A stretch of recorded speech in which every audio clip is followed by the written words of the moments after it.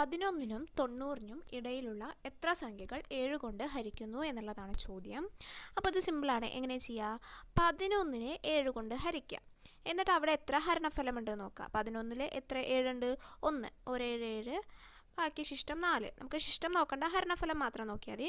അതേപോലെ ഇവിടെ 90നെ കൊണ്ടും 7നെ ഹരിക്കുക. 90 7നെ കൊണ്ട് ഹരിക്കുമ്പോൾ 90ൽ എത്ര ഹരണഫലം കിട്ടുന്നത്?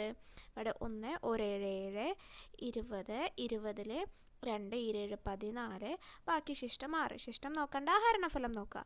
എന്നിട്ട് വലുതിൽ നിന്ന് ചെറുത് കുറയ്ക്കുക. ഈ രണ്ട് ഹരണഫലങ്ങളിൽ നിന്ന് വലുതിൽ നിന്ന് ചെറുത് കുറയ്ക്കുക. 12ൽ നിന്ന് 1 കുറയ്ക്കുക.